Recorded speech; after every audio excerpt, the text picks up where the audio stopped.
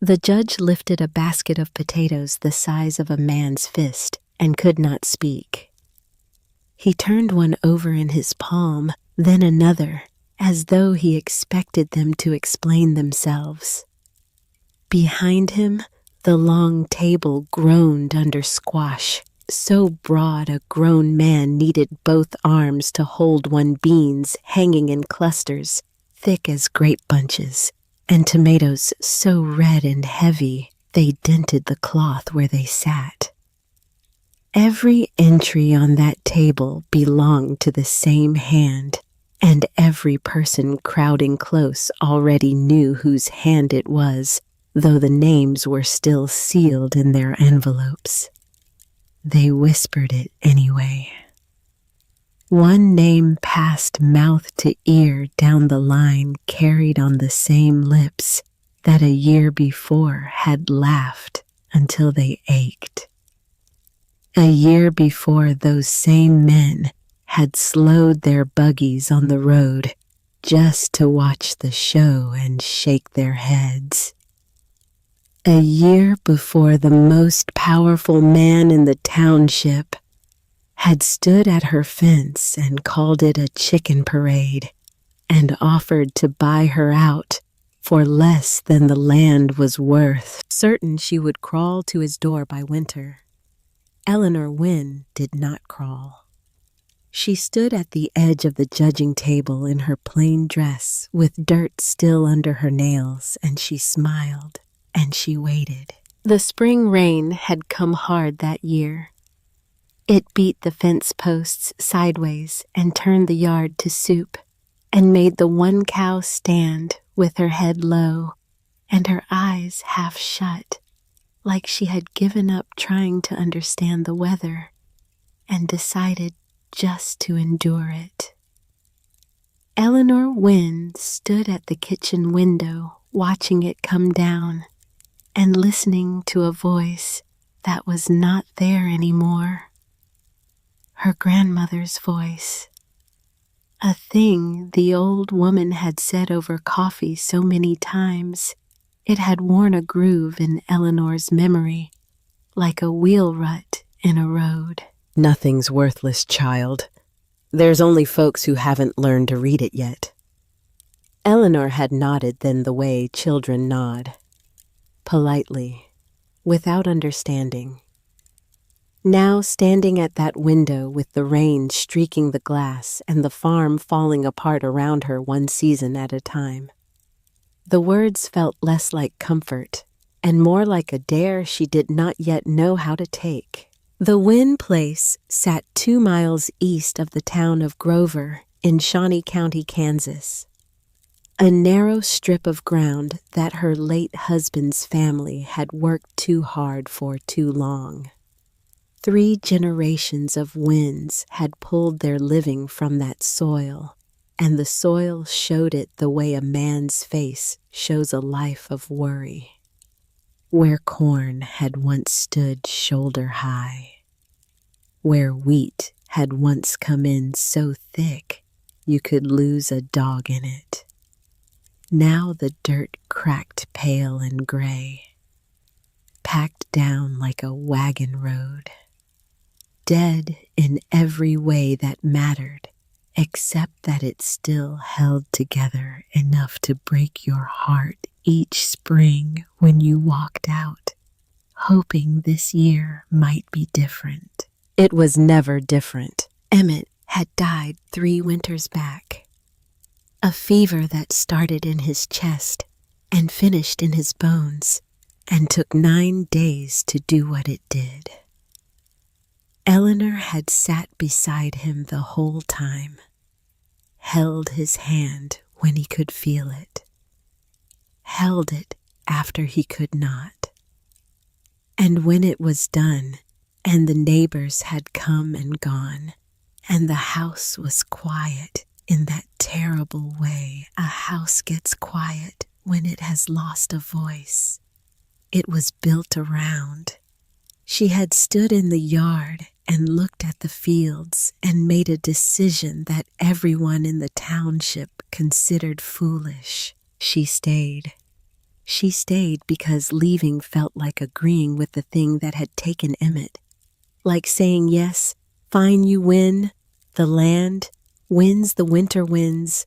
I will go and be small somewhere else. And Eleanor Wynne was not built for smallness. She was built like her grandmother.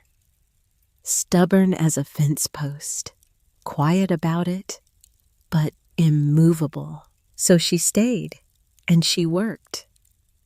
And the work wore her down slowly in the polite way that hard work wears down women who do it alone on land that has stopped giving back. Her days ran on a thread so tight it hummed.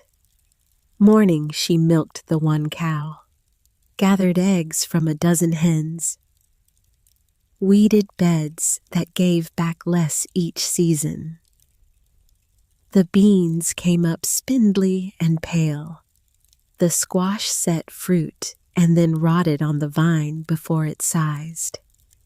The potatoes she dug in fall were small and few, hardly worth the spade work. She sold butter and the odd dozen eggs at the mercantile in town, and she counted coins at her kitchen table by lamplight, watching the pile shrink, doing the arithmetic that never came out right, no matter how many times she ran it. She owed the mercantile $47, a sum that sat on her chest at night like a stone. Not because it was so large, but because it was growing. Every month the account crept up, and the garden crept down, and the distance between what she owed and what she could pay stretched wider. The mercantile owner, a careful man named Jessup, had let her account run because he was decent and because his wife told him to. But decency has a ledger too, and Jessup had mentioned, quietly, the way decent men mention things, that he would need the account settled by autumn. Autumn, 5 months away. 5 months to pull $47 out of ground that could barely grow a weed. Across the road and a quarter-mile east lived Vernon Garth, and Vernon Garth was a problem that had no season. He was there in spring and summer and fall and winter, the way a stone in your shoe is there every step you take.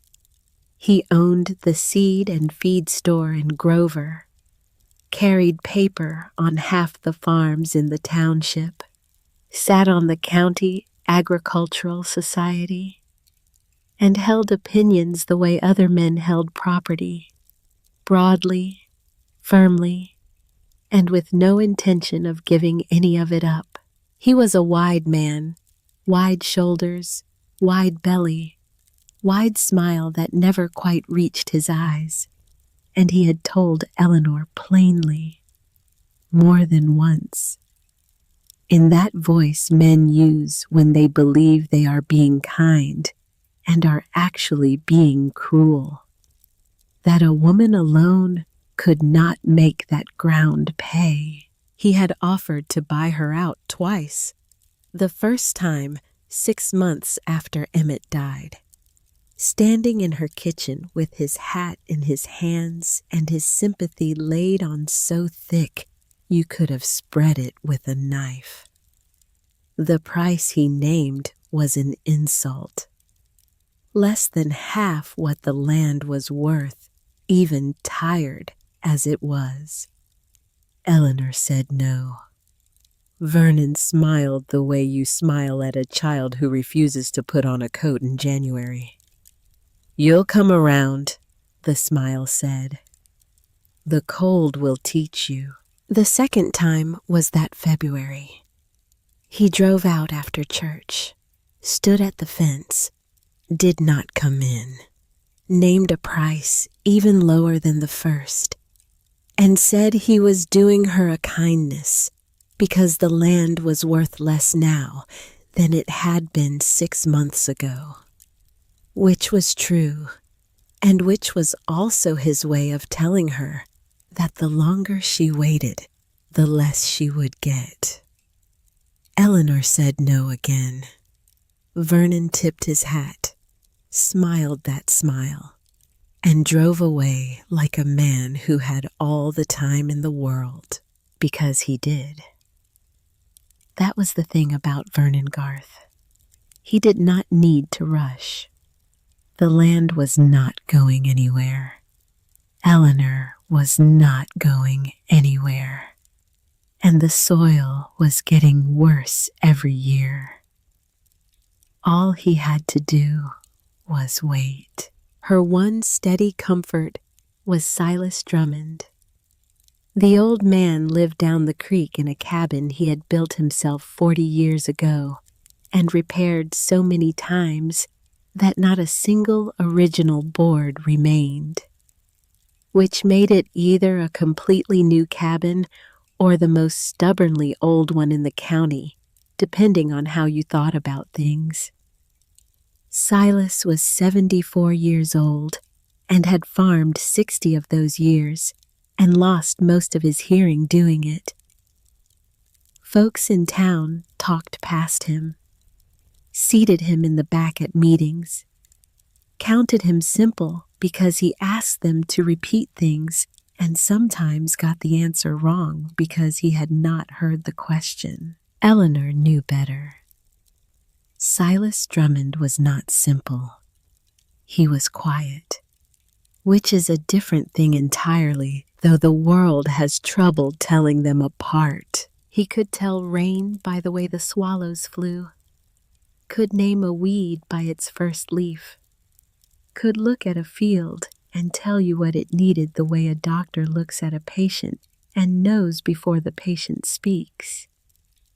He brought Eleanor dewberries in June, fixed her fence when it leaned, and listened, really listened, when she spoke of her worries.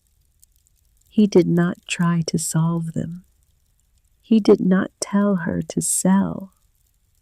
He sat on the porch step and listened and nodded, and sometimes said a thing so plain and true it stayed with her for days. That spring, her worry had a shape, a specific terrible shape with a number attached to it. $47. And behind that number, the larger shape of a farm that was dying under her feet. She needed the ground to give more, and it had nothing left to give. She walked the beds in the evening light, crumbling the dead gray dirt between her fingers, and felt the old fear rise. The land was tired, so was she. Something had to change, and she did not know what could. It was Silas who brought the answer, though at the time it sounded less like an answer and more like a joke. God was playing on a woman who could not afford to laugh. He came up the lane one April morning, waving his hat like a man trying to flag down a train. And when Eleanor got close enough to hear him, which with Silas meant close enough to touch, he told her that the hatchery in town had a ruined order. A railroad delay, a buyer in Kansas City who backed out. Near 200 chicks hatched and hungry, and nobody to take them. The hatchery man would practically give them away rather than feed them another week. Eleanor stared at him. What would I do with 200 chickens? Silas grinned. The grin cracked his whole face open and showed the gap where his left canine had been since a mule kicked him in 1867.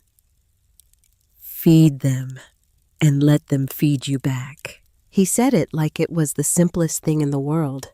Chickens scratch. They eat bugs. They eat weeds. And what comes out the other end? Well, that's the best dressing God ever made for tired ground, older than farming itself. Every beast that walks feeds the ground it walks on. We just forgot to let them do it.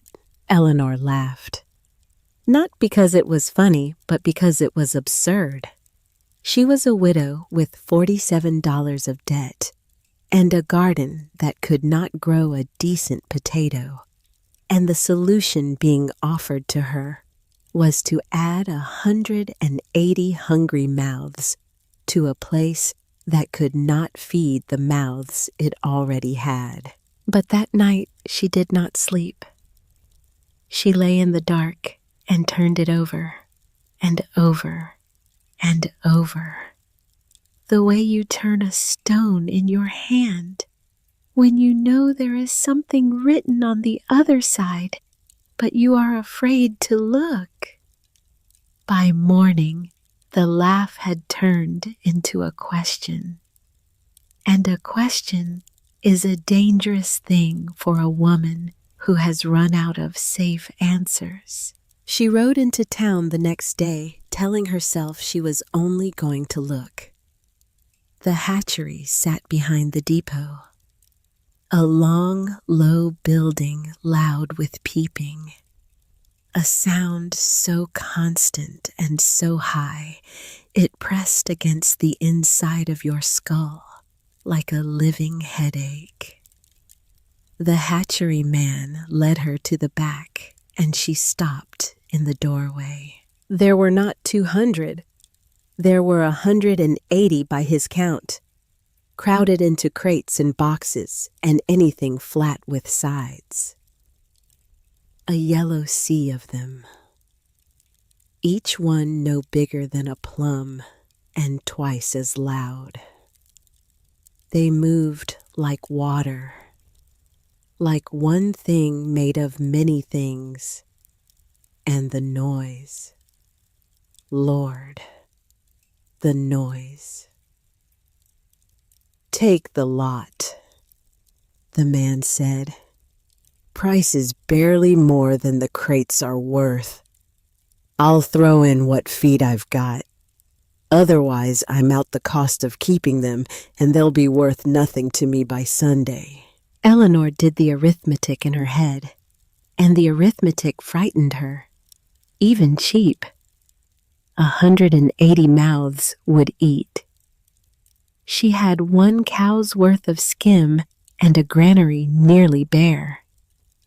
She had no proper coop, no fencing fit to hold them, no notion of how to keep that many birds alive past a hard rain, and if they died, she could hear it already. The talk. The widow Wynne, who couldn't make her ground pay, went and bought 200 chickens on a whim. Vernon Garth would dine on that story for a month. She stood in the doorway a long while.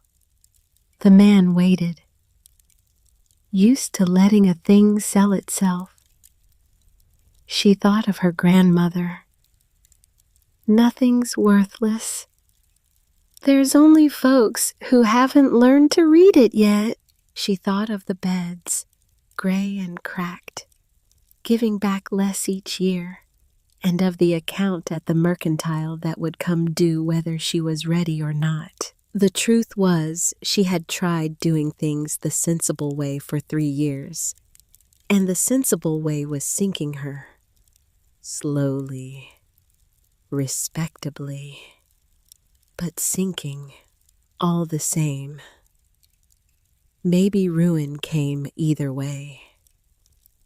Maybe the only choice left was which kind of ruin she would pick, and whether she would go down doing the same thing that had not worked, or something nobody had thought to try.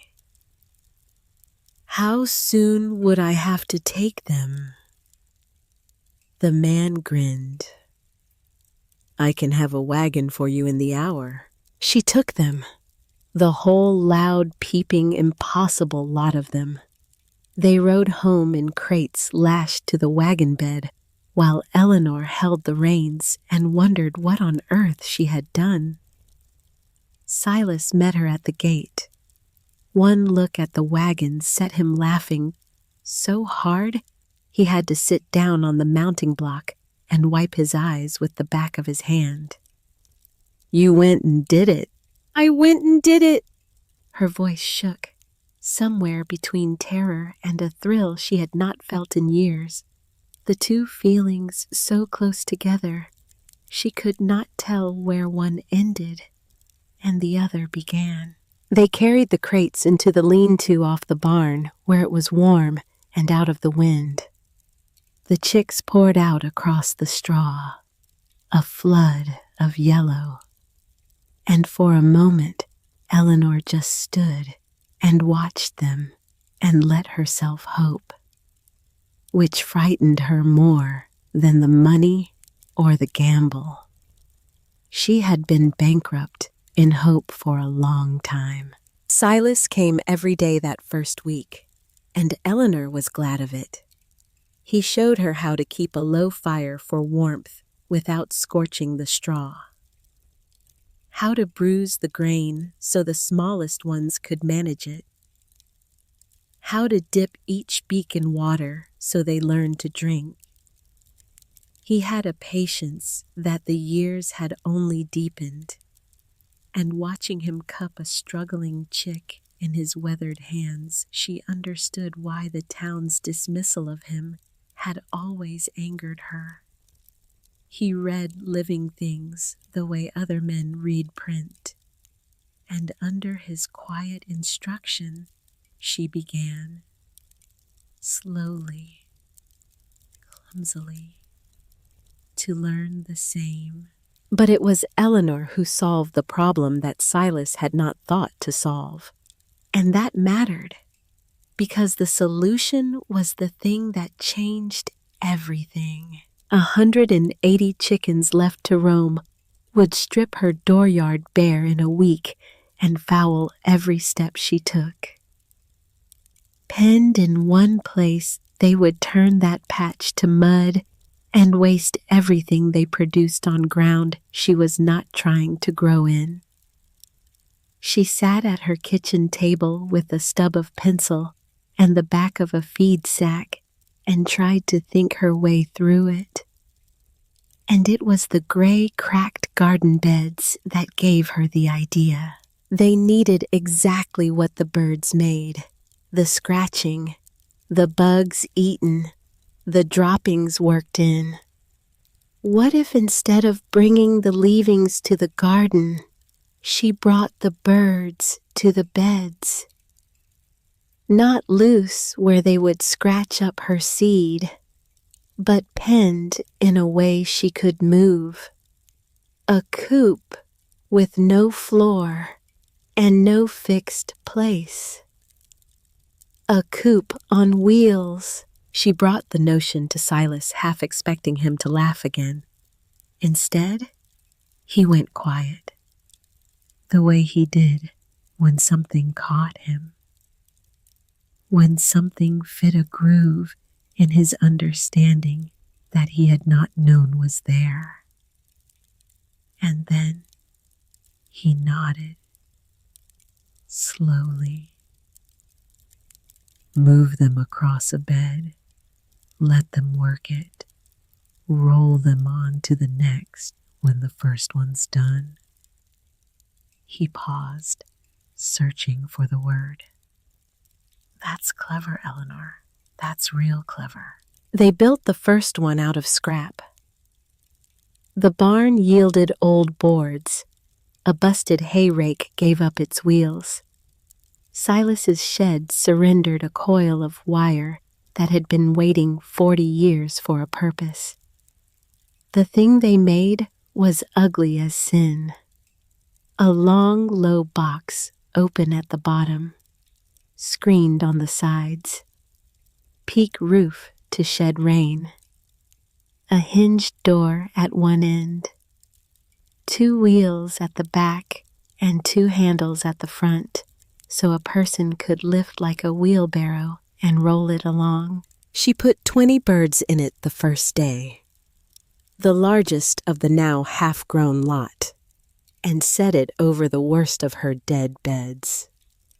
Then she stood back and watched. The birds did not know they had a job. They knew only that the ground beneath them was new and full of interest. They fell to scratching at once, kicking the packed gray crust loose, snapping up the sod bugs and cutworms that had been quietly eating her garden for 3 seasons. They pecked the weed seedlings to nubs. They dusted themselves in the loosened dirt and made a tremendous fuss.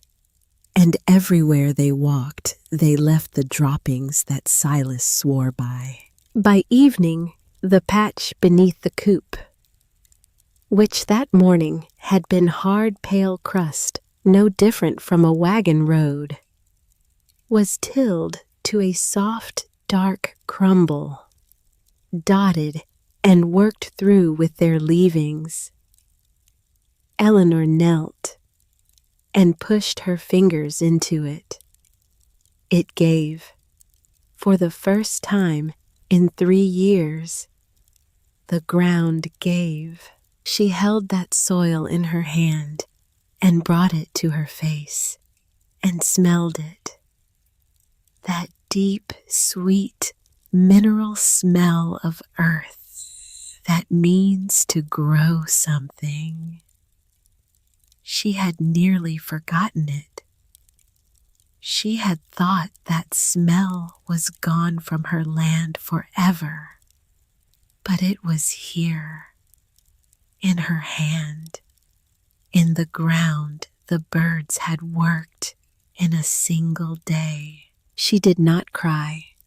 She was not a woman who cried easily, but she knelt there a long time, and when she stood, her knees were stiff, and her back ached, and the sun was almost gone, and she was smiling.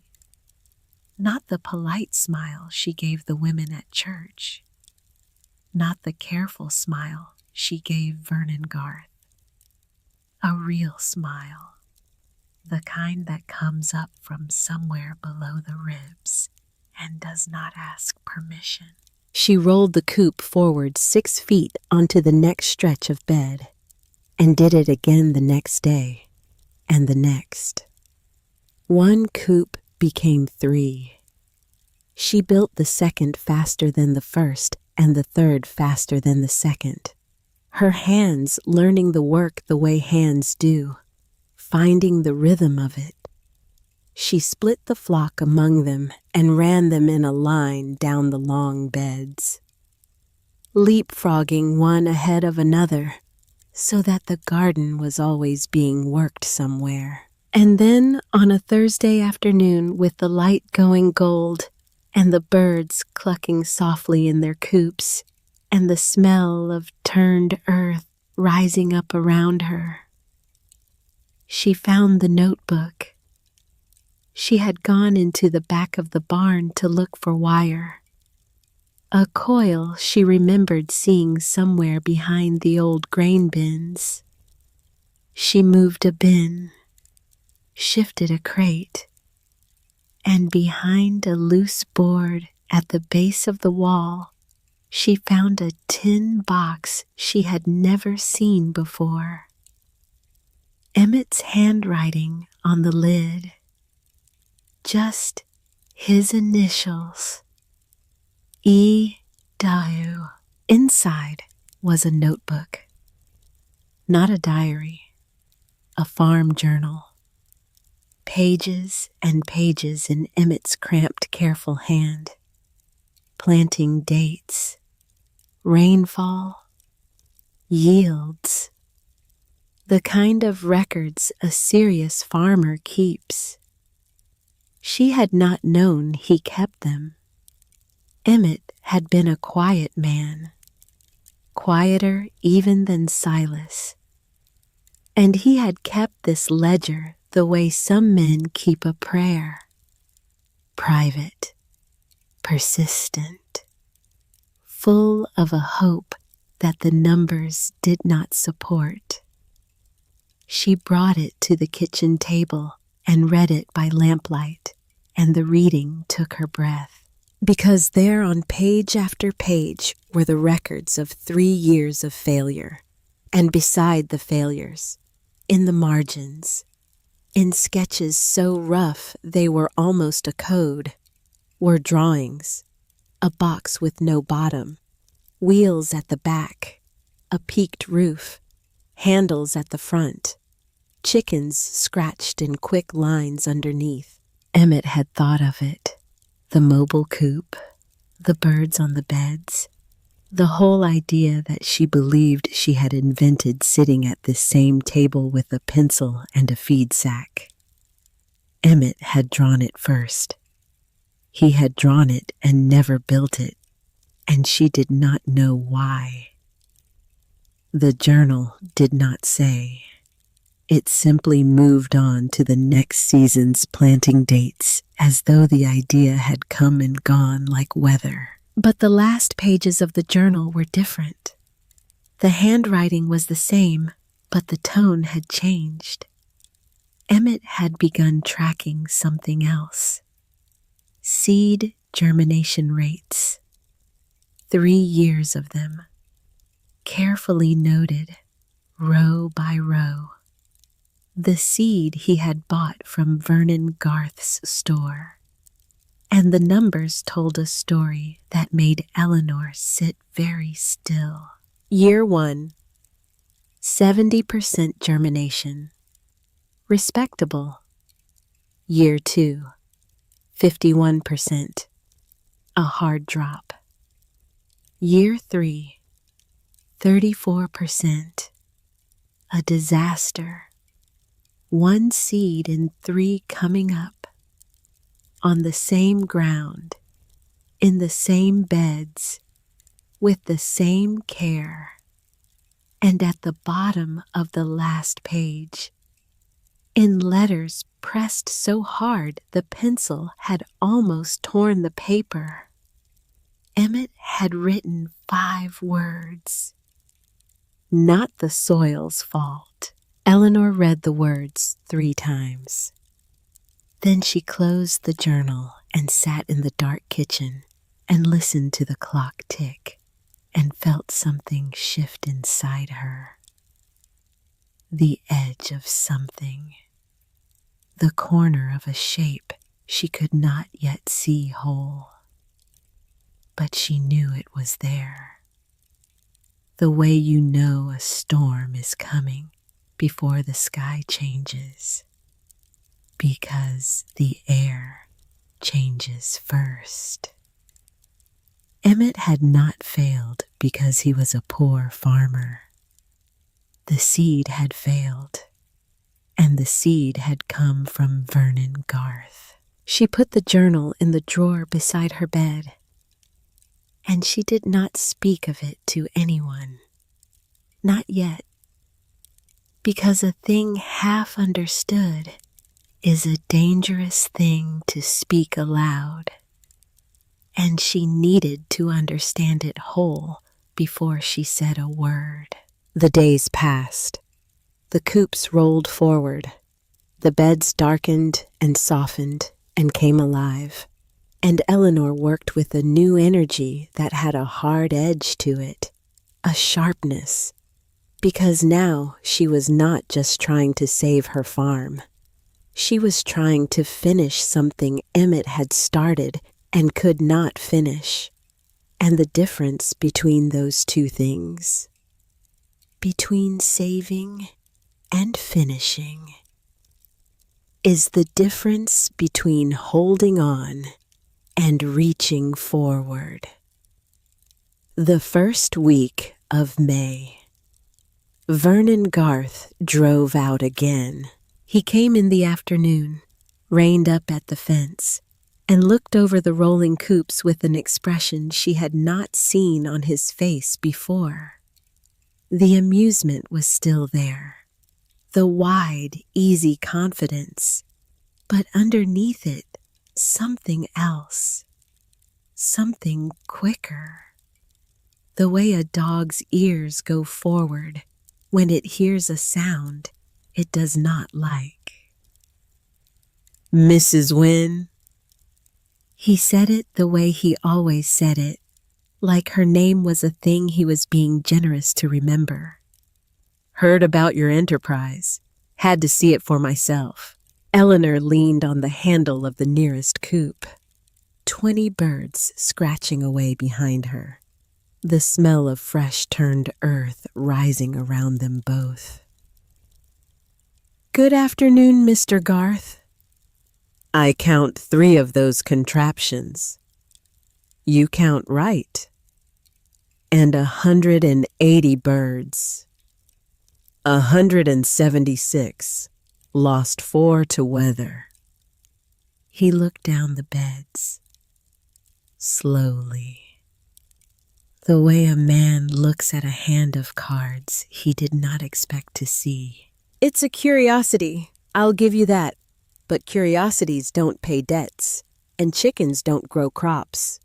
He smiled. They grow noise and feathers and droppings. 180 mouths eating you out of house and home. 176. The smile thinned. I'll tell you the same as before. No shame in admitting you can't make it work out here. My offer stands. And what is the offer this time lower than the last I expect? On account of all this foolishness I've sunk my money into. His eyes narrowed. He had meant to be the one doing the cutting. People did not cut back at Vernon Garth, not in this township. I'm only thinking of your welfare. That's kind, but I believe I'll keep on a while yet. She lifted the coop handles and rolled the whole thing forward 6 feet. The birds clucked and tumbled and resettled. She turned her back to Vernon and scattered their grain from the bucket at her hip and did not look around.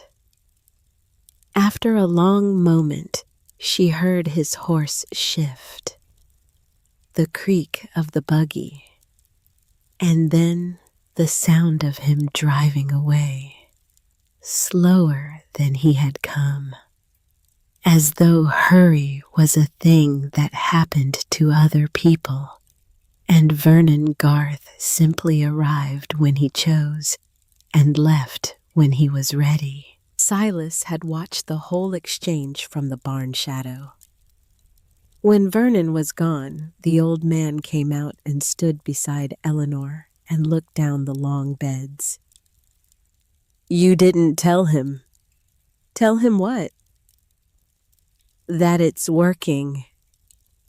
Eleanor looked at her beds, at the crumbled soil behind the coops where the birds had already done their work, at the faint green haze of weeds already trying to come back, which meant the ground was alive enough to grow something again, which meant everything. Let him laugh. Let them all laugh. The ground will do the talking come fall. She believed it. For the first time in 3 years, she believed something about this farm. 2 weeks later, Vernon came back, and this time he was not laughing. He came in the morning, early, before the dew was off, which was not Vernon's way. Vernon was a man who arrived at mid-morning after a big breakfast, a man who let the world get warmed up before he stepped into it. To come at dawn meant something had changed. Eleanor saw the buggy from the kitchen window and felt the cold before she heard the knock. She opened the door and Vernon stood on her porch with an envelope in his hand and an expression she had never seen. Not the wide smile, not the easy confidence. Something harder, something that looked almost like anger, except that it was too controlled for anger. It was purpose. A man who had come to do a thing he had decided to do. "Morning, Mrs. Wynne. Forgive the early call. Business matter." He held out the envelope. She took it, opened it, and read the paper inside. A promissory note, in Emmett's handwriting, signed by Emmett, dated 14 months before his death. A loan from Vernon Garth's store for seed and supplies. But the amount was wrong. Eleanor remembered the loan. Emmett had mentioned it, $20 for spring seed, a sum they could manage. Except the harvest had been poor. And then Emmett had gotten sick. And then Emmett had died. And the $20 had slipped into the pile of things Eleanor could not think about in those first dark months. The note in her hand did not say $20. It said $87, more than her debt at the mercantile, more than the farm had earned in the last 2 years combined. And it carried Vernon Garth's name as creditor and a due date circled in red ink. November 1st. "I don't understand." Her voice was steady. She made it steady. "Emmett borrowed $20, not 87. Vernon's face did not change. "The note says what it says, Mrs. Wynne. That's Emmett's signature. You can see it plain." "The signature is Emmett's. The amount is not what we agreed." "What you agreed, or what you remember agreeing. Grief does things to memory. I don't say it unkindly. But the note is the note, and it's past due." She looked at the paper, at Emmett's careful signature, at the amount written in a hand that was not Emmett's. Vernon's hand. The creditor fills in the terms. The borrower signs. And a dead man cannot testify to what the terms were when he signed, if the note is not met by November 1st. Vernon said it quietly, almost gently, the way a man gentles a horse before he puts the bit in. "I'll have no choice but to bring it to the county clerk, and the clerk will do what the law requires." "Seize the land." He did not say it. He did not have to. The law said it for him. A debt unpaid, a note unchallenged. A widow with no witness and no proof that the number had been changed. The law would do exactly what Vernon Garth wanted. And it would do it wearing the mask of fairness. Vernon put his hat on, nodded once, turned, and walked to his buggy with the heavy, careful step of a man who has laid a stone on a thing and means for it to stay. Eleanor stood on the porch holding the note and watching him drive away. The morning light came up warm and gold across her beds. The birds were scratching. The sound of them working the soil carried across the yard. She went inside, sat at the kitchen table, spread the note flat beside Emmett's journal, and looked at them side by side. The journal, 3 years of seed that would not grow. Germination rates dropping, not the soil's fault. The note, a debt inflated, a signature real, an amount false. A dead man's name used to take a living woman's land. And she understood something then. Sitting in her kitchen with the sound of her birds outside and the smell of coffee going cold. She understood that Emmett had not failed. Emmett had been failed, carefully, patiently, over years, the way you fell a tree, not with one swing, but with many, each one exactly placed, each one cutting deeper, until the tree does not know it is falling, until it is already down. Vernon Garth had sold her husband seed that would not grow, and when the crops failed, Vernon had lent him money against the land, and when Emmett died, Vernon had come to the widow with a price so low it was an insult, and when the widow refused, he had waited, and now he had come with a note no dead man could dispute and a number no living woman could pay. It was not misfortune. It was a machine, and Emmett had been caught in it, and now Eleanor was caught in it, and the machine had been running a long time. She sat with that understanding. Then she put the journal and the note in the drawer together. Side by side, the evidence and the weapon. And she went outside and rolled her coops forward 6 feet and scattered grain for her birds and checked their water and did the work that needed doing. Because the work did not wait for understanding.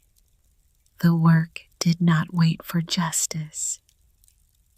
The work only waited for hands willing to do it. And her hands were willing. The evening came soft and cool. Silas walked up the lane in the last light.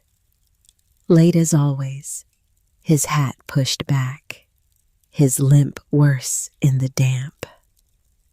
Eleanor met him at the fence, and they stood together, looking out over the garden. The beds behind the coops were dark and turned and ready. The beds ahead were still gray and cracked, and the coops sat between them like a border between 2 countries. One dead, one coming alive, and the birds working the crossing. Silas. Emmett didn't fail this farm. The old man was quiet, the kind of quiet that means a person is listening with everything they have. And when he turned to look at her, his eyes were steady. No, he said. He did not. And that was all. He did not ask what she meant. He did not ask what she had found. He knew. He had known for a long time. The way old men know things they cannot prove and do not speak of, because the world does not listen to old men who cannot hear the world. Eleanor looked at her garden, at the dark soil and the gray soil and the birds between them. She had 5 months. 5 months to make this ground pay. 5 months to grow enough to clear the mercantile debt and meet Vernon's note and stand on her own land in November and look him in the face and say, paid in full. 5 months. 176 birds.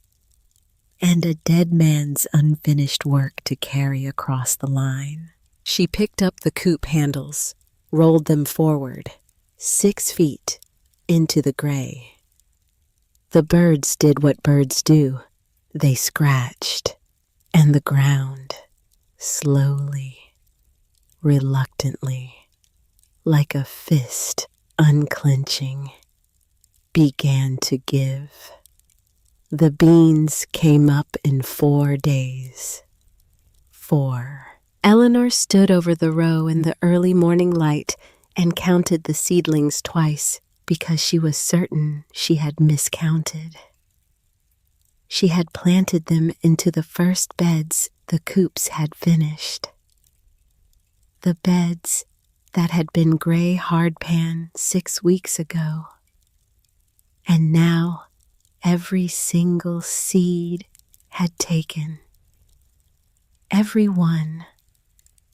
Not a gap in the row. Not a pale stem among them. They stood thick and deep green, and so uniform they looked like they had been placed by hand, which in a way they had. Not her hand, the bird's feet. 176 pairs of scratching, clawed, ridiculous feet that had done what no spade and no plow and no amount of human stubbornness had managed. She planted squash behind the beans and potatoes behind the squash. Working her way down the garden in the wake of the moving flock, like a woman following a tide and planting what it left behind. The early beds were already racing ahead of anything she had grown in years. The vines reached and twined and grabbed the stakes she set for them and kept climbing as though they had somewhere to be. The squash set blossoms, then fruit.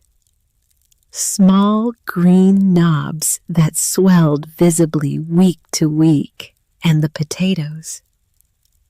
Lord. The potatoes. She dug into one hill in mid-June. Just checking. Just curious.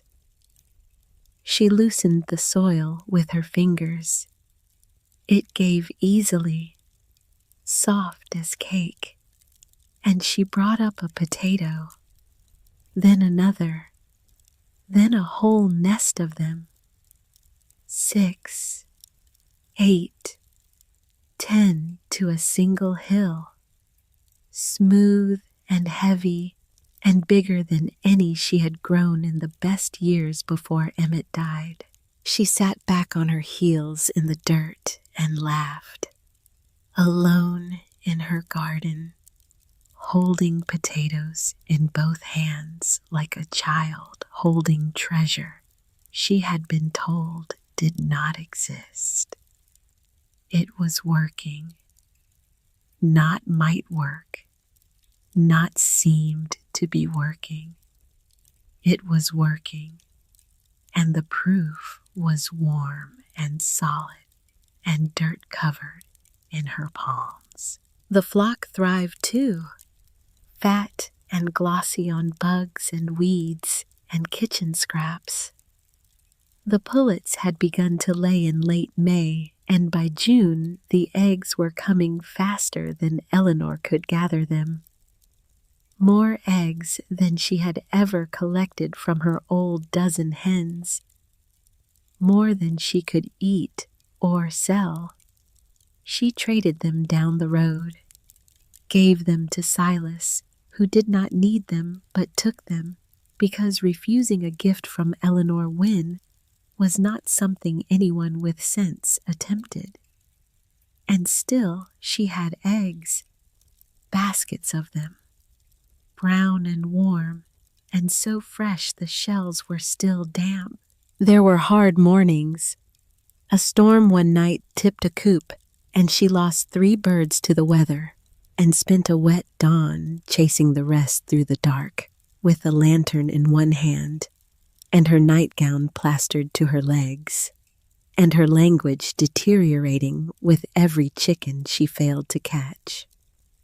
A weasel got into the run before she learned to shut the doors tight, and that was a grief she did not dwell on, because dwelling on dead birds did not bring them back, and the living ones still needed fed.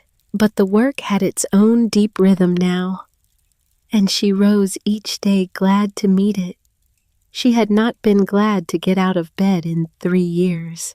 She kept records, the way Emmett's journal had taught her. Which bed the birds had worked, for how long, when she planted behind them, how each row came. She filled the back of an old ledger with her cramped figures and her sketches of the coops, refining the design as she went. The 4th coop had a better roof. The 5th had a clever sliding panel that let her move the birds to fresh ground without lifting them out. Each one built faster than the last, until the line of coops moving down her beds looked like a strange migration of wooden animals, patient and purposeful and oddly beautiful in the evening light. And the smell. That was what she noticed most. The smell of the earth had changed. Where it had been dry and dead and mineral, now it smelled sweet and loamy and alive. She breathed it in every morning standing at the fence. Then Vernon began to talk, not loudly at first, not in any way that could be pointed to or argued with. That was not Vernon's method. Vernon Garth did not attack. He insinuated, he mentioned, he let things fall from his mouth the way a man drops crumbs, casually, as though he had not noticed them falling, and the crumbs were picked up by other mouths and carried further and dropped again until the whole township was fed on something nobody could quite trace back to its source. He mentioned to men leaning on his store counter that he was not sure the Wynn place was being kept clean. All those birds, all those droppings worked right into the dirt where she meant to grow food a body would eat. He said he did not like to speak ill of a widow, but a man had a duty to his neighbors, and he had heard. Here he would drop his voice. He had heard that sickness came from filth like that. The talk spread the way Vernon's talk always spread, because he was Vernon Garth, and Vernon Garth knew best. He had been knowing best for 20 years in this township, and people had stopped questioning it the way they stopped questioning weather.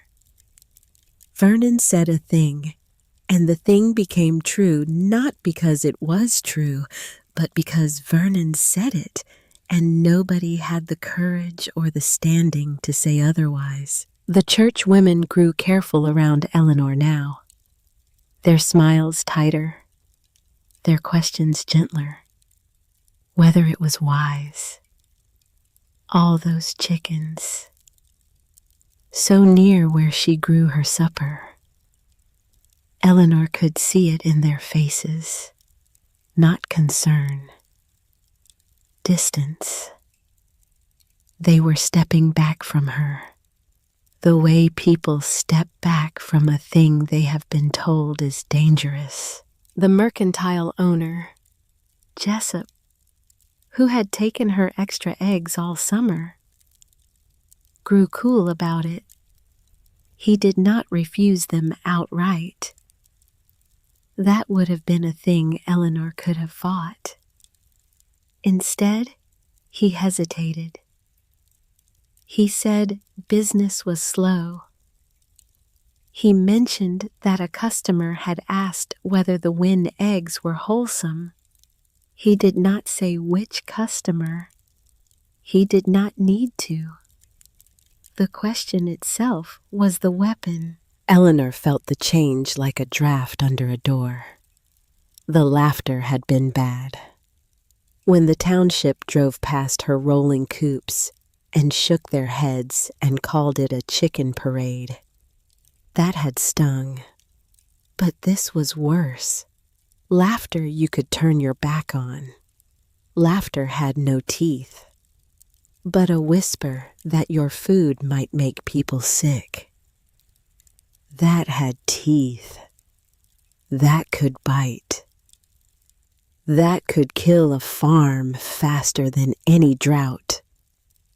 Because it did not matter how heavy her beans hung, if nobody in the county would buy them or eat them. She was being poisoned, not her garden, her reputation, and the poison was working. It was Silas who told her what she had not been able to see on her own. Because she had been too close to it, too deep inside the problem to see its shape from the outside. He came on a July evening, hot, the kind of Kansas heat that sits on you like a hand and will not let you up. The swallows were flying low over the garden, which meant rain tomorrow. Silas always watched the swallows.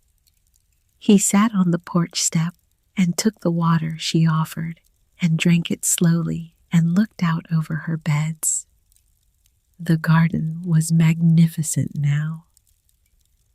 Green so deep it looked black in places. The vines heavy. The bean rows thick as hedges. The potato hills bushed out so full you could not see the ground between them.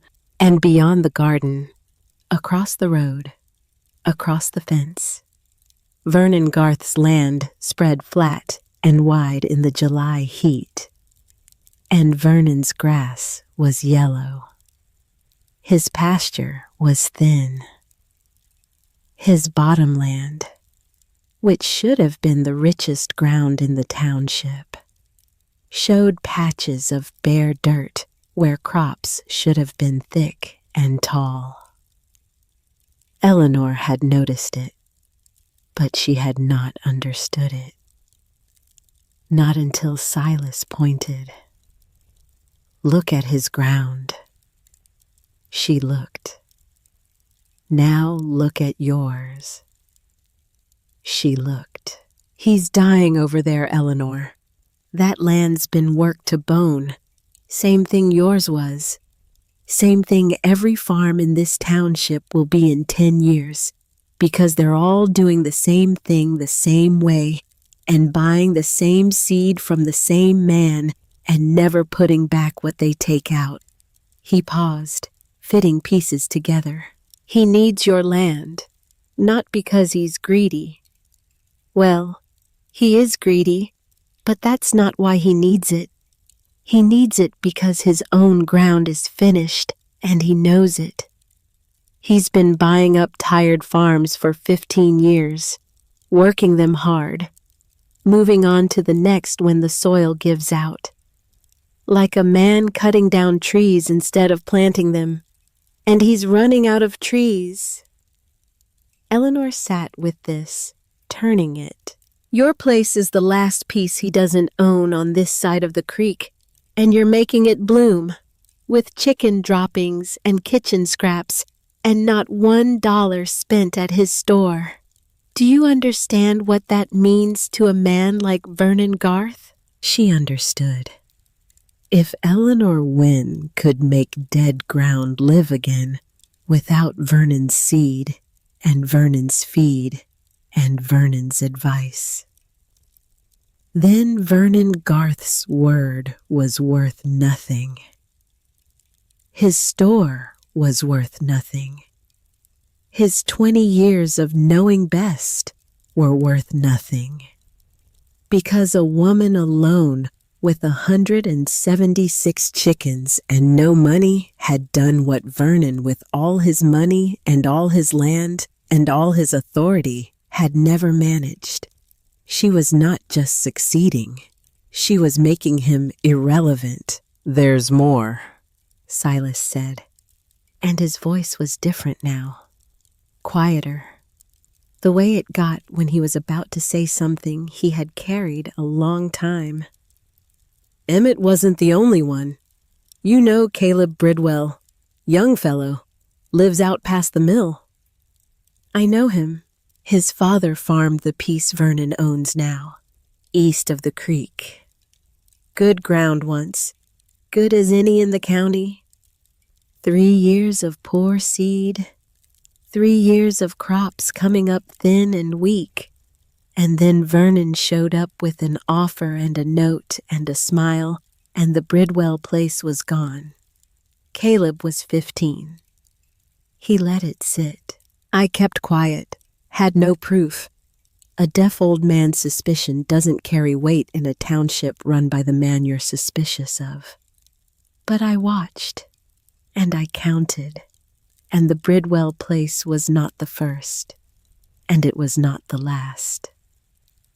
Eleanor thought of Emmett's journal. 3 years of falling germination. Not the soil's fault.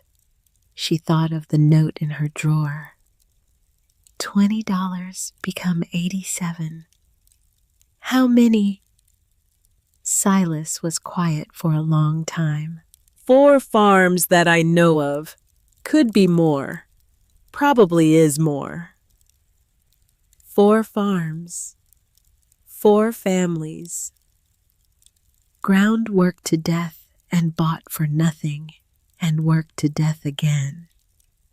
And the man who did it sitting on the County Agricultural Society, passing judgment on other men's crops, while his own fields died under his feet. Eleanor looked at her garden, at the impossible green of it, at the birds in their coops, at the soil so alive it looked like it belonged to a different farm altogether. And she thought, this garden is not just a garden. It is evidence. It is proof that the ground was never broken. It was robbed. The next blow came at church, a Sunday in late July, the heat unbearable, the hymns flat, the sermon long, and afterward in the churchyard, where the women gathered in their good dresses and the men stood in groups and talked of weather and crops and prices. Eleanor stood alone, which was not new. But today, the alone felt different. The alone felt pointed, like the space around her had been measured. And then Phoebe Colby crossed it. Phoebe was 45, tall, thin in a way that spoke of years of doing without and making it look like a choice. Her husband, Alden, had farmed south of town, past tense. Vernon Garth held that land now, had held it for 7 years. Alden Colby worked for wages at the lumber mill and did not speak of how he had lost his farm, and Phoebe did not speak of it either. And the silence between them on the subject was so large you could have fit a house in it. Phoebe walked up to Eleanor in the churchyard and stood beside her and did not look at her. She looked straight ahead at the church wall, as though she were reading something written there that no one else could see. He's going to try to keep you out of the fair. Eleanor did not turn her head either. 2 women standing side by side, looking at a wall. To anyone watching, it was nothing. The Agricultural Society meets Tuesday. Vernon's going to raise a motion. Health concerns, public safety. All those birds so close to food crops. He wants an official ruling that your produce is unfit for exhibition. How do you know this? Because he did the same thing to Alden. Not the fair. The contract with the Army Depot. Alden had a supply contract for grain. Vernon told the depot commander the grain was grown on contaminated ground. No proof. Didn't need proof. The word was enough. The contract went to Vernon's man instead. 6 months later, Alden couldn't make his note, and Vernon took the farm. Eleanor felt the ground tilt under her. "Why are you telling me this?" Phoebe was quiet. Then, "Because nobody told me." She walked away, back to the group, back to the silence, and Eleanor stood in the churchyard holding a truth she could not put down. The fair. The Shawnee County Fair was where reputations were made. A blue ribbon at the fair was worth more than the prize money. It was the township's verdict, spoken in public, on whose ground was good and whose was not. If Eleanor could stand at that table in the fall with the heaviest, finest produce in the county, the whispering would die. Because folks believed their own eyes over any man's gossip. Vernon knew it too. That was exactly why he meant to keep her out. And if he got the Agricultural Society to declare her produce unfit, not just for the fair, but officially, on the record, then it was not just a ribbon she would lose. It was her market, her reputation. The whisper made permanent, and she would never get out from under it. She had 2 days before the Tuesday meeting. Eleanor spent them working and thinking. The coops rolled forward, the birds scratched, the garden grew, and in her mind a plan took shape. Not a clever plan, not a safe plan, a desperate plan, which was the only kind she had left. She went to the meeting.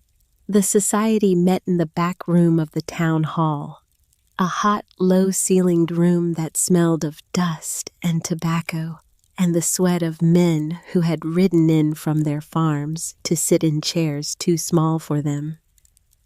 Vernon sat among them, broad and easy, certain of his ground. He looked at Eleanor the way a cat looks at a bird that has flown into the house. Eleanor stood with Emmett's old ledger held against her chest, her heart going so hard she could feel it in her teeth. And she made them an offer, not a plea, not a request, a challenge. She said she had heard her produce called unfit, and she would not have it said behind her back when it could be tested to her face. Let them come to her farm, all of them, anyone who cared to, and inspect it top to bottom before the fair. Let them see the birds, the coops, the beds, the records she had kept. Let them dig her potatoes themselves and weigh them against any plot in the county. And let them enter her produce at the fair on its merits, like anyone else's, judged blind if they liked, not knowing whose it was. So no man could say she had won on anything but the food itself. The room was quiet. It was a fair offer, and fair offers are hard to refuse in front of witnesses. To say no was to admit they only meant to keep her out. Vernon saw the trap closing. He had come expecting a vote he had already won, expecting Eleanor to be absent or if present to be pleading, and instead she was standing in front of them with her shoulders square, making an offer so reasonable that refusing it would make every man in the room look like exactly what he was. He tried to talk his way clear. He spoke of public health, of duty, of the dangers a man of experience could foresee that a well-meaning widow could not. He was smooth. He was practiced. He had won 100 arguments in this room, and he might have won again, because smooth wins more often than right in a room full of men who owe you money. Except that Silas Drummond had come to the meeting too, sitting in the back, where folks always seated him to forget him. Silas stood, and because he was half deaf, he spoke too loud, and the loudness filled the room the way thunder fills a valley, and it stopped Vernon Garth cold. I farmed this county 60 years, buried 2 wives and most of my friends doing it, and I'm telling you, what that woman has done out there is the soundest farming I have ever seen. His voice was huge, not angry, just big. The way truth is big when it has been kept small for too long and finally finds a room large enough to stand up in. Older than seed catalogs, older than this county. Folks have known forever that beasts feed the ground that feeds them. She just had the wit to do it where everybody could watch. There's nothing dirty in it. There's nothing dangerous in it. He looked at Vernon, straight at him. The only thing dangerous to anybody in this room is that she did it cheaper and better than the man who sells you your seed. Nobody had heard Silas Drummond make a speech in 20 years. The novelty alone held them. The sense of it held them longer. And behind the words was something every man in that room recognized. Authority. Not the kind that comes from money or position. The kind that comes from 60 years of putting your hands in the dirt and learning what the dirt has to teach. The society voted, with Vernon's own customers watching one another's faces. They accepted Eleanor's offer, in full. The inspection would happen. The judging would be blind. Her entries would stand or fall on the food itself. Vernon sat through the vote with his face set like stone, and when it was done, he rose and put on his hat and walked out without a word. Which was wrong. Vernon always had a word. Vernon always had the last word. And the silence he left behind him was louder than anything Silas had said. Eleanor walked out into the autumn dusk with her ledger under her arm, and her knees shaking so badly she had to stop on the steps and hold the railing. Silas came out behind her, stood beside her, said nothing, because nothing needed saying. The inspection was set for the following Saturday. Eleanor worked those days the way she imagined soldiers work before a battle. Not with panic, with precision. She cleaned every coop until the wood showed pale, raked every path, weeded every row. She dug sample potatoes from 6 different hills and weighed them on the kitchen scale and wrote the numbers in her ledger. Every number higher than the last. Every number proof. She was ready, and she was terrified. Because ready and terrified are not opposites. They are neighbors. They share a wall. And sometimes at night, you can hear one through the other. Thursday night, 2 days before the inspection. The wind came up out of the southwest, hot and dry. The kind of wind that makes the dogs nervous and the horses stamp and the chickens press together in their coops and go quiet. Which is wrong. Chickens are never quiet. Quiet chickens are frightened chickens. Eleanor went to bed late, checked the coops, checked the latches, checked the water. Everything tight, everything still. The wind pushed at the house, and she lay in the dark thinking about Saturday and about Vernon's face when the vote went against him and about the silence he had left when he walked out. That wrong silence. She fell asleep thinking about it and woke to screaming. Not human screaming. Worse. The high, blind panic clamor of 100 birds at once. A sound that went through the walls and through her chest and through 3 years of living alone on a farm where every sound at night meant something bad. She was out the door before she was fully awake, running across the yard in her nightclothes with a lantern in one hand and her feet bare on the cold ground. The wind hit her and nearly took the lantern, and she held it up and saw the large coop, the one at the far end, nearest her finest potato hills, overturned, broken open, the wire torn loose from the frame, birds everywhere, scattering into the dark, shrieking, some running, some flying in that useless flapping way chickens fly when they are too terrified to remember they cannot. She ran to the coop, set the lantern down, and saw the rest.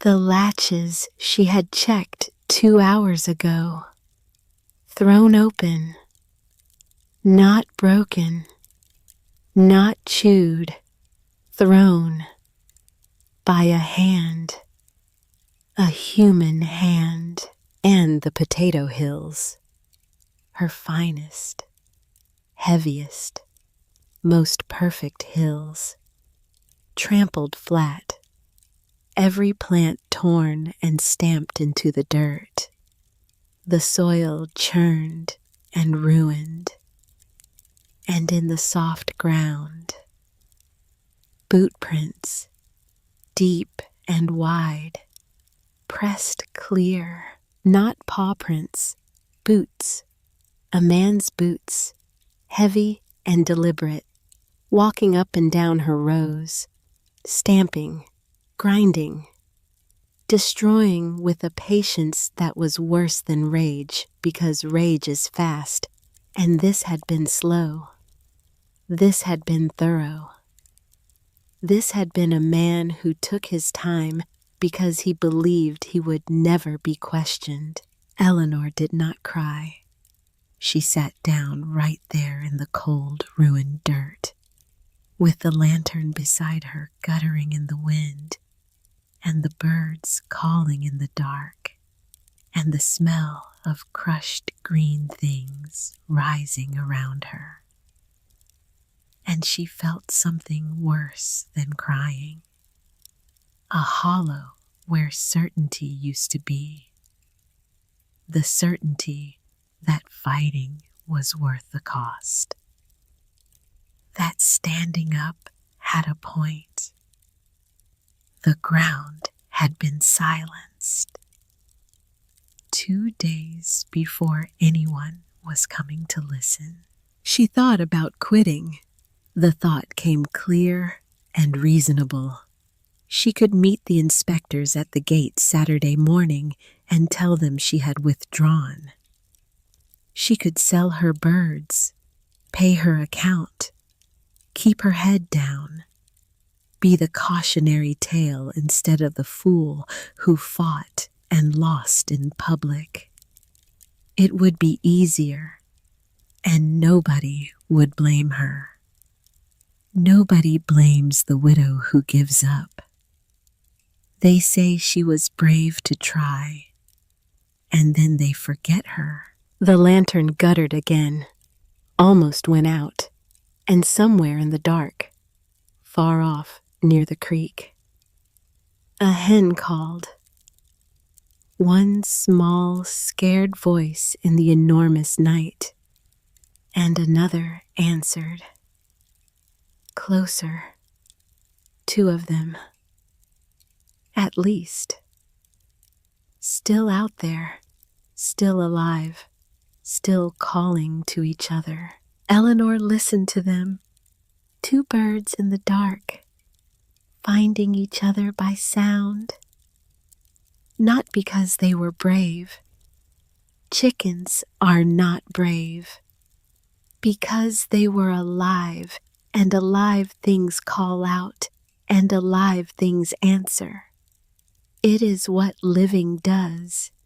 It calls, and it does not stop calling because the dark is large and the wind is cold, and someone has come in the night and broken the place where you were safe. She got to her feet, stiff, cold, her nightgown wet with dew, and her feet muddy, and her hands shaking. But up, on her feet, and the answer was there, had been there the whole time, in the calling of those birds. She had been too gutted to hear it. She did not need the showpiece hills. She did not need to win on the few perfect potatoes some coward had trampled. She had told the society to dig her ground themselves and weigh it against any plot in the county. And the whole garden was like that, every bed. The birds had worked all of it. He could trample one corner, but he could not trample an acre. The proof was not in the part he had wrecked. The proof was in the part he could not reach. She left the trampled beds exactly as she found them. The crushed plants, the boot prints, the broken coop. She did not clean it up. She did not smooth the soil. She left it there, open, visible. Because a man who breaks your things in the dark does not want those things seen in the light. He wants them gone, cleaned up. So the story is simply, her garden failed, the way everyone said it would. But if you leave the wreckage where it falls, if you stand beside it in the morning and let people see it with their own eyes, then the story changes. Then the story is not about a garden that failed. The story is about a garden that was attacked. And that is a very different story. She woke Silas before dawn, and the two of them spent Friday gathering birds and mending wire and saying nothing about the hills at the end. They recovered all but 4 of the scattered flock, set the broken coop to rights, cleaned and straightened everything, except the trampled beds. Those she left. Silas looked at the boot prints, then at Eleanor, then at the boot prints again. You're leaving them. I'm leaving them. He nodded, slowly, the way he nodded when something fit. Saturday's gonna be something. Yes, it is. Friday passed, the longest day of Eleanor's life, longer than the day Emmett died, because that day she had known how it would end, and this day she did not.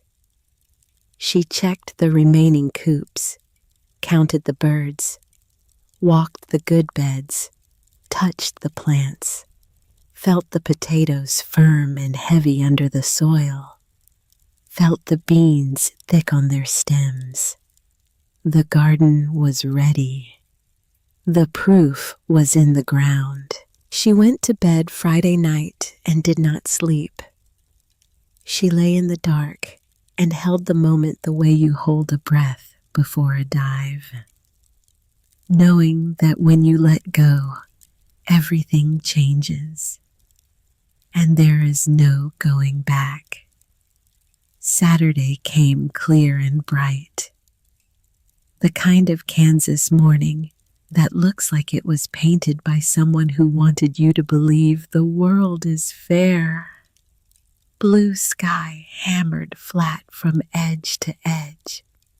Not a cloud, not a shadow.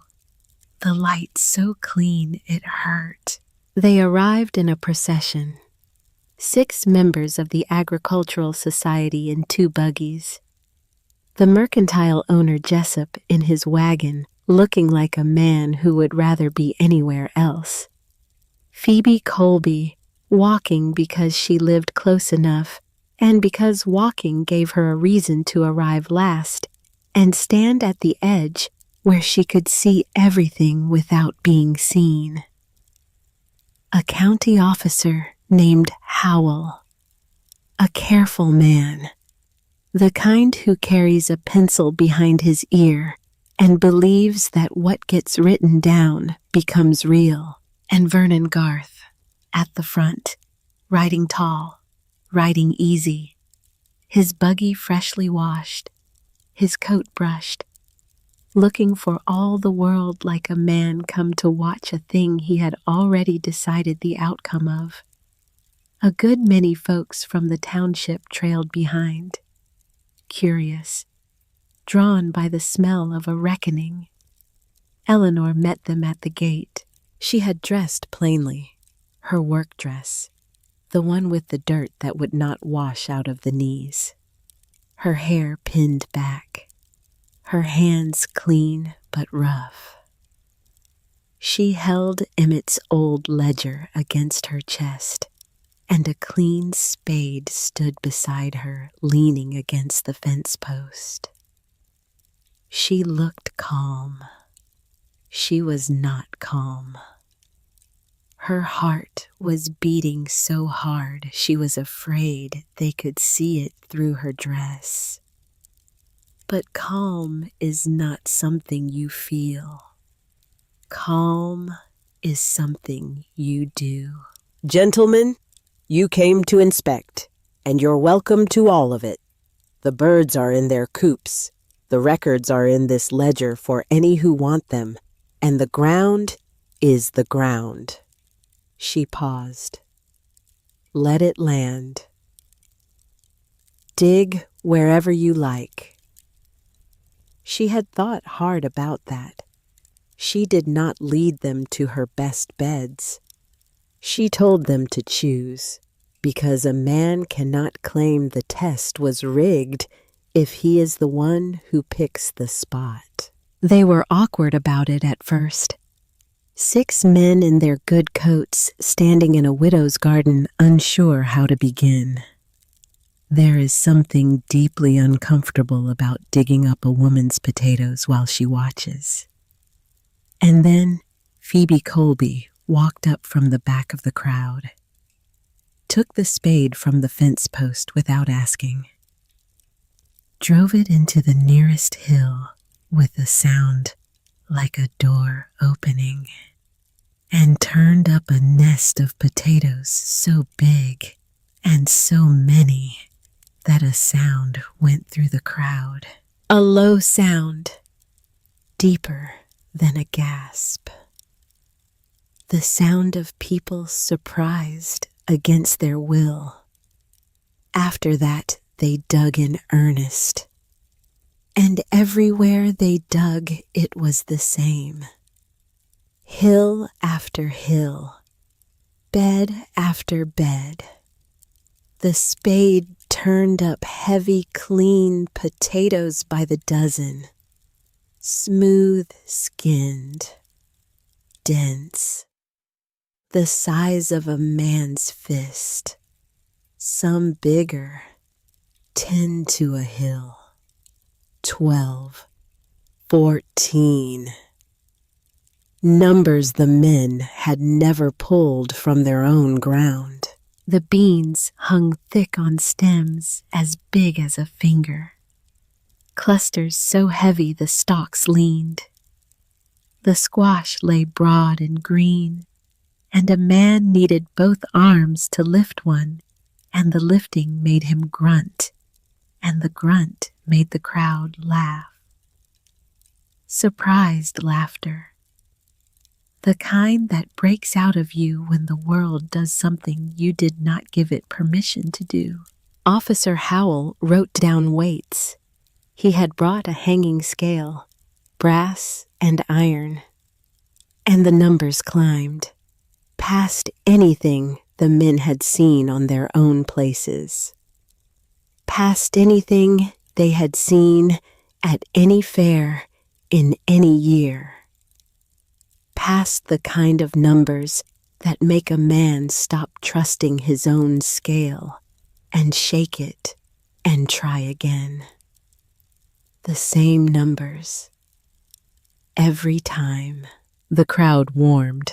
The murmur changed. The faces changed.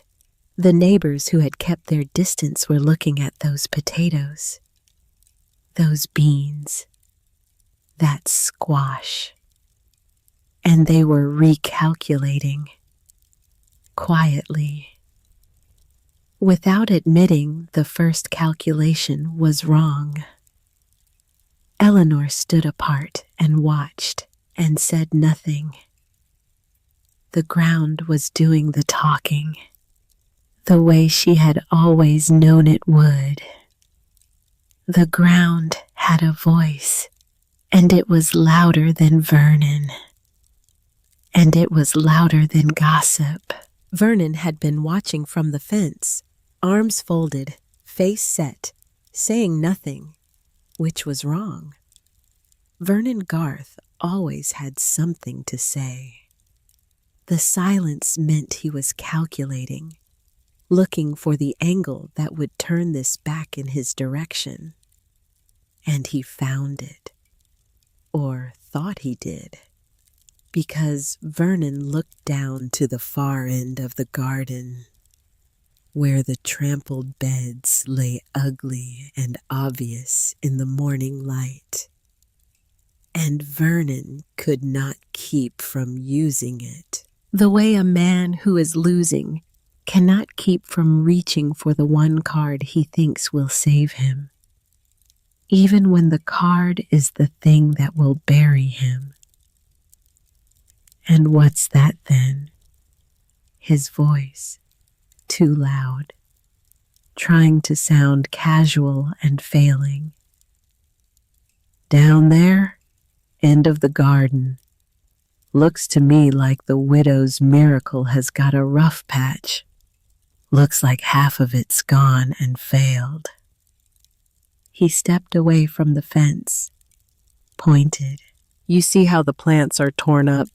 Flatten the dirt. All that good soil she's been telling you about, and the crops lying dead in it. Wonder why she walked us past that part. Wonder what happened down there that she doesn't want us to see. He was performing now, playing to the crowd. His voice had that store counter quality, that knowing best quality, that had carried him for 2 decades. And for a moment, the crowd tilted. Because Vernon Garth was Vernon Garth, and old habits die hard, harder than old soil. Eleanor felt the tilt, felt the crowd begin to pull away from her again, and she knew, with a certainty as cold and clear as the morning itself, that this was it, the moment, the hinge, the second where everything turned one way or the other. She walked toward Vernon. The crowd parted for her without being asked. She stopped 10 feet from him, and she asked him a question. One question, in a voice so quiet that every person in the yard leaned forward to hear it. "Mr. Garth, how do you know what it looks like down there?" Vernon blinked. "You've been standing at the fence since you arrived. You haven't walked past the third bed. Nobody has led you down there. Nobody has shown you. And yet you just described, in detail, torn up plants, crop lying flat in the dirt, good soil wasted." She let the silence work. "How do you know what it looks like at the end of my garden when you haven't been to the end of my garden?" The silence that followed was the loudest thing Eleanor had ever heard, louder than the birds screaming Thursday night, louder than the wind, louder than 3 years of gossip and whispers and knowing best. It was the silence of 30 people understanding something at the same time, understanding it in their chests before their minds caught up. Vernon's face changed, not all at once, in stages, the confident expression going stiff, the certainty in his eyes flickering, then something behind his face falling, quietly, completely. He opened his mouth, and what came out was not an answer. Well, it's plain enough from where I stood. Anyone can see." "No, Mr. Garth. You cannot see the end of these beds from the fence. The corn is too tall. The coop is in the way. I know because I checked this morning. I stood at the fence myself to be sure." She turned to the crowd. "The plants down there were trampled Thursday night. The latches on my coop were thrown open by hand, not chewed, not broken, thrown. And there are boot prints in the soil, a man's boots, large. I would like Officer Howell to come and look at them." Howell came. He walked to the end of the garden. The crowd followed, all of them, Vernon too, because staying behind would have been worse than going. Eleanor knelt at the edge of the trampled beds. The boot prints were still there, clear and deep in the soft ground. She placed her own foot beside the nearest one, her small bare track next to a deep, wide heel print. The difference was obvious. "Those are not my prints." Howell crouched, examined the prints, took his pencil from behind his ear, and measured the length against his hand, and wrote the number down. Then he stood. And he did a thing that was not in any rule book. He looked at the boots of the men standing around the bed, a slow, deliberate look, starting at one end of the half circle and traveling along it. boot by boot, face by face. Every man's boots were clean, dusty from the road, dry, normal, until the look reached Vernon Garth. Vernon's boots were caked, not with road dust, not with the pale, dry dirt of his own dying fields, with soil so dark it was almost black, the kind that existed in only one place in the entire township, the soil that Eleanor's birds had made, that no other farm in the county had, because no other farm in the county had done what Eleanor had done. The soil was packed in his heels, ground into the welts, smeared across the sole, the same soil that was churned up around the trampled hills, the same color, the same texture. Vernon looked down, following Howell's gaze to his own feet, and the color left his face. All of it, all at once. He had not been clever. A man so certain of his standing had not thought to clean his boots, because a man like Vernon Garth had never had to cover his tracks. He had never believed anyone was looking at them. Nobody spoke. The crowd saw it. Howell saw it.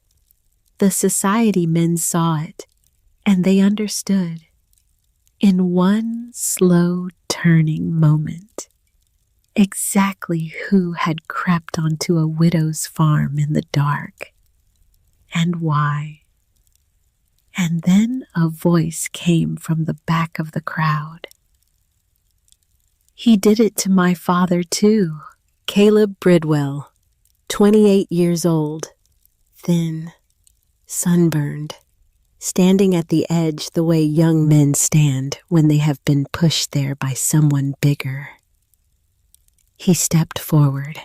His hands were shaking, but his voice was steady.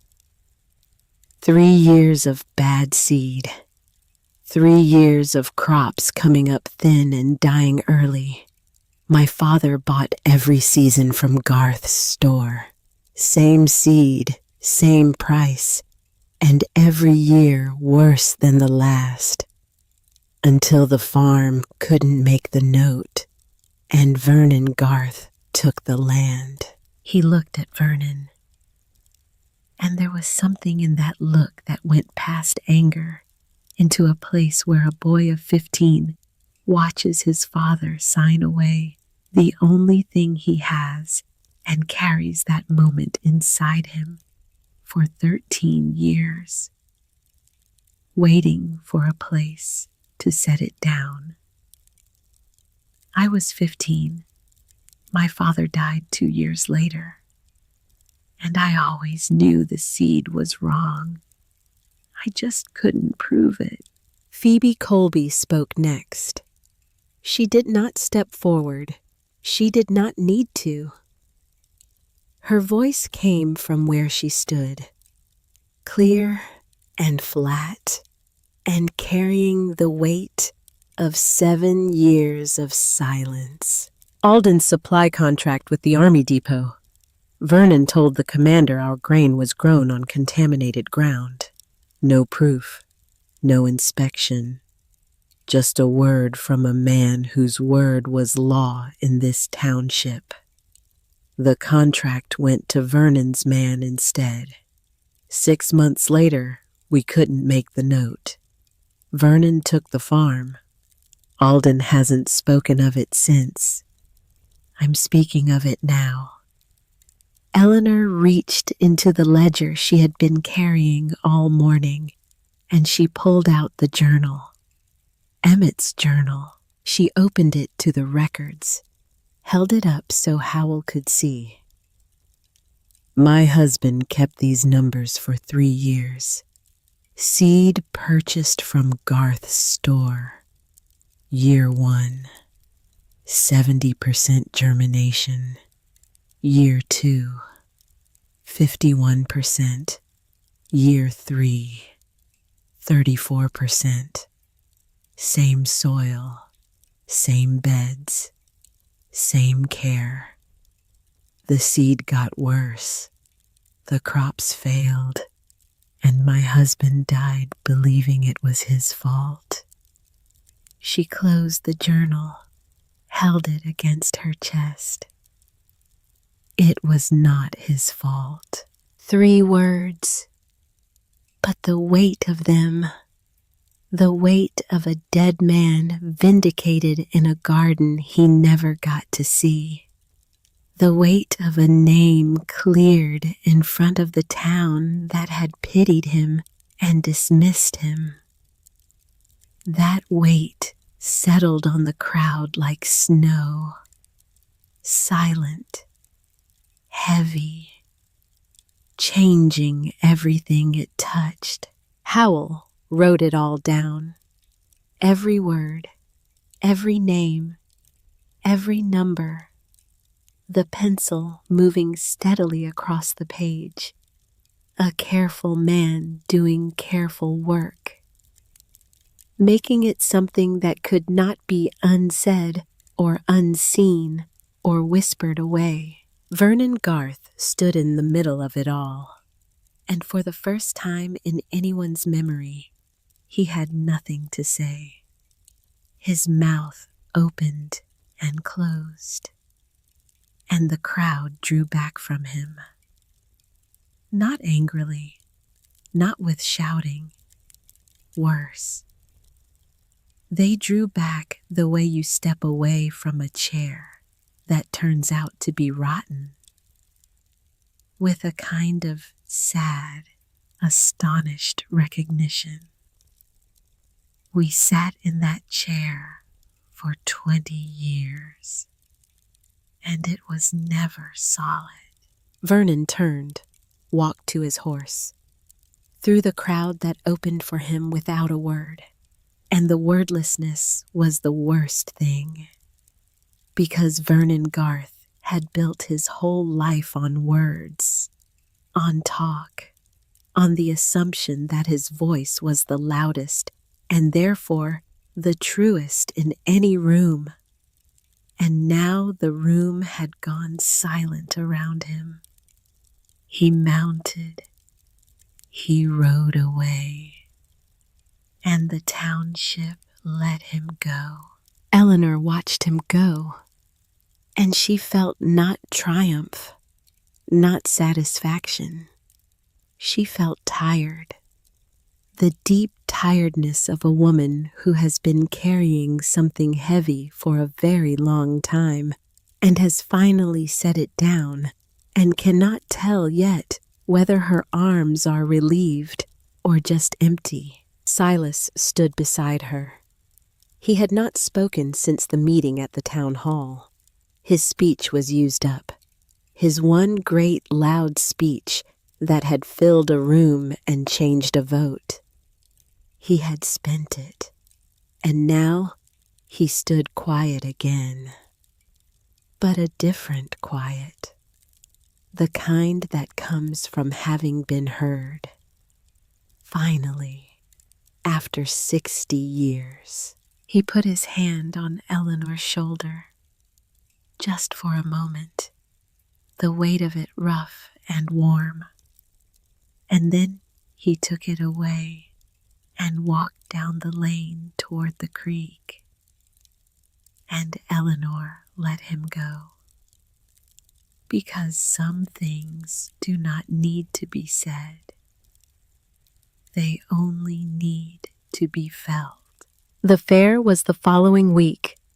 They judged the produce blind, as Eleanor had asked, the entries numbered and the names sealed in envelopes, and the judging table set up in the big tent the way it was set up every year, with the same white cloth and the same brass scales and the same row of ribbons pinned to a board.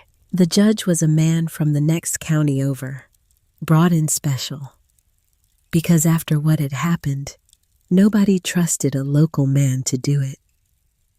He was a small, quiet man with spectacles and dirt under his nails. He picked up each entry, turned it, weighed it, pressed it with his thumb, set it down, made a note, moved to the next. He reached the potatoes, lifted the first basket. An ordinary entry. Good. Solid. He weighed them, nodded, set them down. He lifted the second basket, and he stopped. His hands went still. He held one up, turned it in the light, held up another.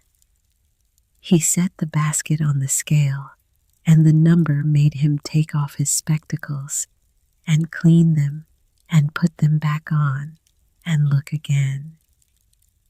He moved to the beans, the same pause, the same cleaning of the spectacles, the same look of a man who has been judging produce for 30 years and is seeing something he has not seen before. The squash, broad and heavy and so deeply colored, the green was almost black. He needed both hands to lift one, and when he set it on the scale, the needle swung so far, he actually laughed. A short, surprised bark that he immediately tried to suppress because judges are not supposed to laugh. But the laugh was out, and the crowd heard it, and the crowd began to murmur. Howell opened the envelopes, read the codes, matched them to the entry cards. Eleanor Wynne, potatoes, first place. Eleanor Wynne, string beans, first place.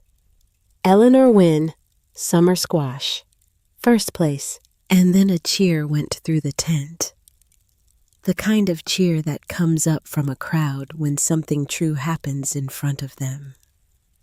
Something they can see with their own eyes and do not have to take on anyone's word.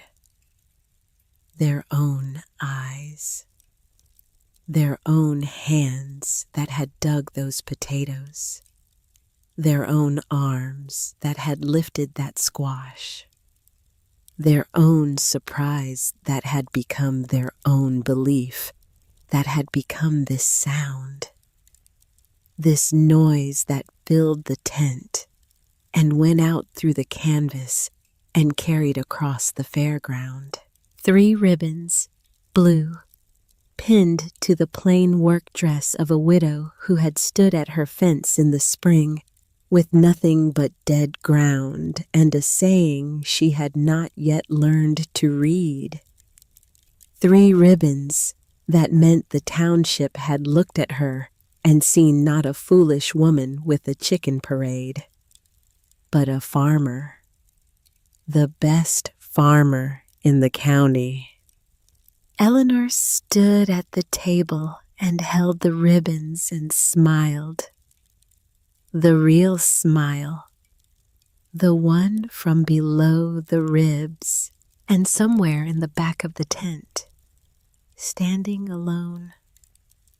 Phoebe Colby smiled too, a small private smile that nobody saw. But it was there.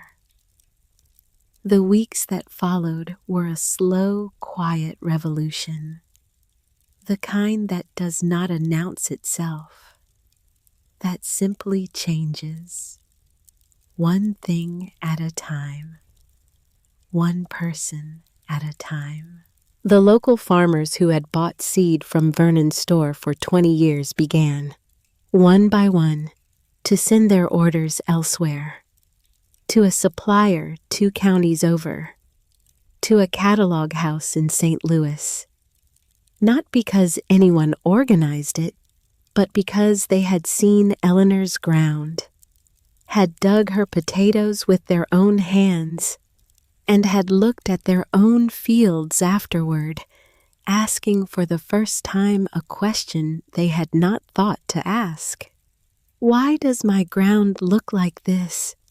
And whose seed have I been planting? Jessup at the mercantile came to Eleanor's gate on a Wednesday, hat in his hands, face red.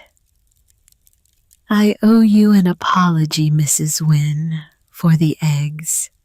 For listening to talk I should have known better than to listen to. Eleanor looked at him, and she decided not to be angry, because anger is expensive, and she had spent enough. Bring me 24 egg crates on Friday, Mr. Jessup. I'll have them full for you by Monday. He nodded, relieved, and walked away quickly before she could change her mind. Caleb Bridwell came on a Saturday, rode up the lane on a borrowed horse with a borrowed ledger under his arm and a look on his face that Eleanor recognized. The look she had worn standing in the hatchery doorway in April. The look of a person standing on the edge of something. I want to learn how you did it. Did what? All of it. The coops, the beds, the rotation, the records. I've got 40 acres out past the mill. Vernon doesn't own it. He doesn't hold a note on it. It's mine free and clear, and it's dying the same way yours was. Eleanor looked at him, 28 years old, thin, sunburned, his father's eyes, his father's land. Can you build a coop? I can learn. Can you get chickens? I know where the hatchery is. She almost smiled. Come back Monday.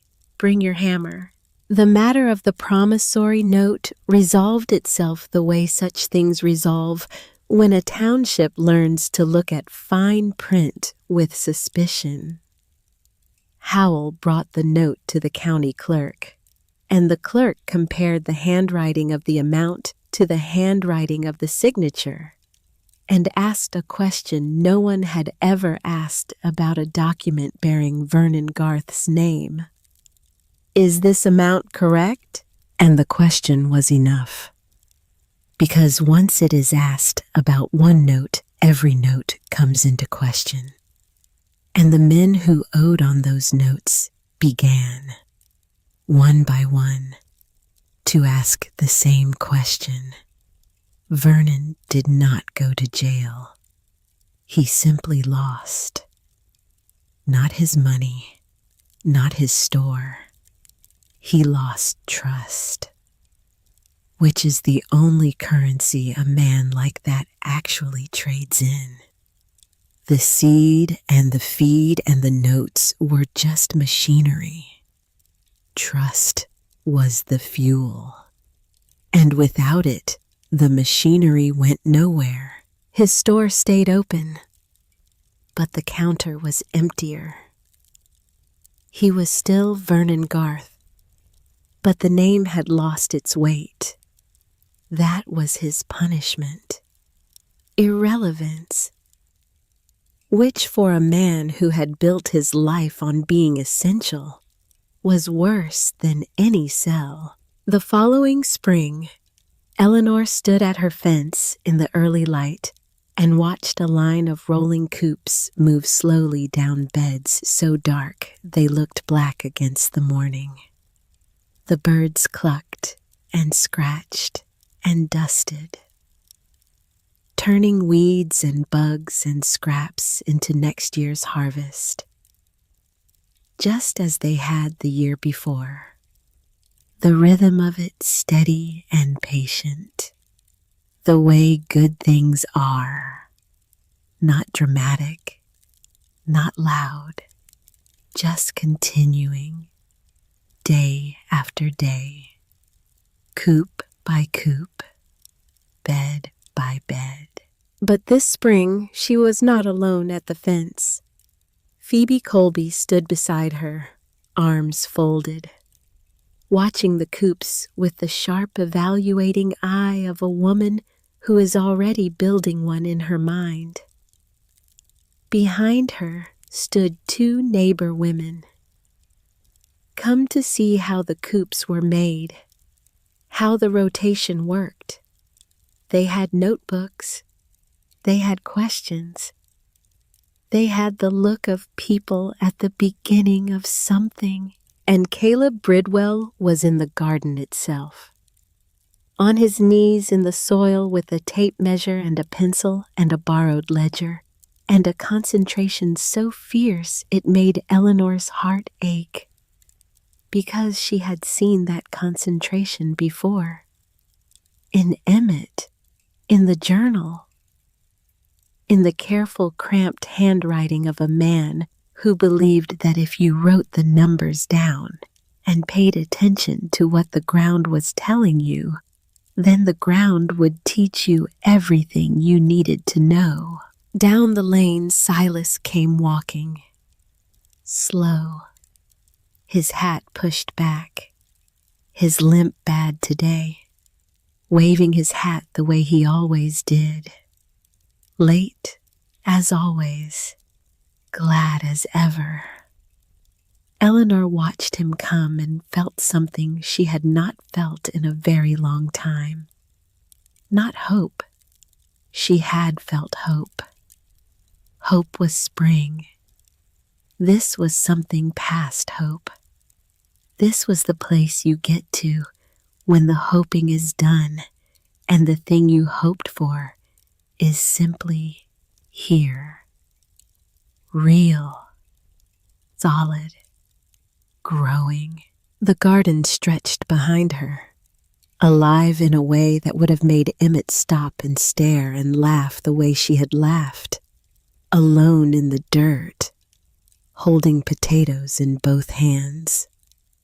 Silas reached the fence, leaned on it, breathing hard from the walk, his eyes going over the garden the way they always did, reading it, with patience, with attention, with 60 years of knowledge worn smooth as a river stone.